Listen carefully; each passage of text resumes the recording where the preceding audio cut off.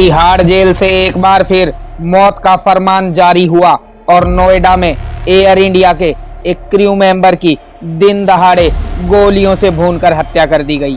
पूरे मामले को जानने के लिए वीडियो को अंत तक देखें। दरअसल बीते शुक्रवार को नोएडा के सेक्टर 104 में एयर इंडिया के एक क्रू मेंबर सूरज मान की दिन दहाड़े हत्या कर दी गई थी।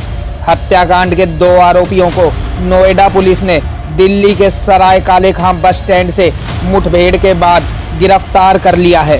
एक आरोपी अब भी फरार है। पुलिस जांच में जो खुलासा हुआ उसने दिल्ली पुलिस के साथ साथ नोएडा पुलिस की भी परेशानी बढ़ा दी है। दरअसल इस पूरे हत्याकांड के पीछे गैंगस्टर लॉरेंस बिश्नोई और नीरज बवाना की आपसी रंजिश बताई जा रही है।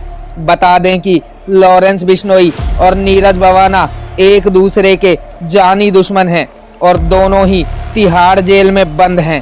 दरअसल मरने वाले अमित मान का भाई प्रवेश मान एक कुख्यात गैंगस्टर है और अभी दिल्ली के मंडोली जेल में बंद है। प्रवेश मान नीरज बवाना गैंग के लिए काम करता है और नीरज बवाना गैंग का एक प्रमुख सदस्य बताया जा रहा है।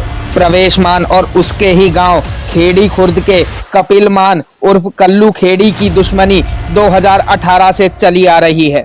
कपिल उर्फ कल्लू खेड़ी के बारे में बताया जाता है कि वह जितेंद्र गोगी गैंग का सदस्य है और जितेंद्र उर्फ गोगी की रोहिणी कोर्ट में हत्या के बाद से उसके गैंग को कपिल ही चला रहा है। कपिल मान भी मकोका समेत कई संगीन आरोपों में मंडोली जेल में बंद है। दरअसल प्रवेश मान ने 2018 में कपिल उर्फ कल्लू के चाचा की और 2022 में कपिल के पिता की हत्या करवा दी। तब से ही तिहाड़ जेल में बंद कपिल मान प्रवेश मान से बदला लेने के लिए षड्यंत्र रच रहा था। 2019 में इसी रंजिश के चलते प्रवेश मान के चचेरे भाई की हत्या कर दी गई थी और अब प्रवेश मान के भाई सूरज मान की हत्या कर दी गई है। इस पूरे हत्याकांड ने कई चौंकाने वाले खुलासे किए हैं जिससे दिल्ली पुलिस की मुश्किलें बढ़ती ही दिख रही हैं। दरअसल कपिल मान उर्फ कल्लू खेड़ी गोगी गैंग से जुड़ा हुआ है और Gogi gang Lawrence Bishnoi syndicate का मेंबर है। तो ऐसे में हथियार और शूटर्स की व्यवस्था लॉरेंस गैंग की मदद से ही की गई। इतना ही नहीं, सूरज मान की हत्या का केस दर्ज करवाने वाले रोमित मान ने ऐसा खुलासा किया कि पुलिस भी हैरान रह गई। उसने बताया कि उसे भी लॉरेंस बिश्नोई और गोगी गैंग से खतरा है और वह भी इनके निशाने पर है। लॉरेंस बिश्नोई गैंग पूरी तरह से डिजिटल रिसोर्सेज को यूज करता है और यह गैंग मोबाइल नंबर से एग्जैक्ट लोकेशन का भी पता लगा लेता है।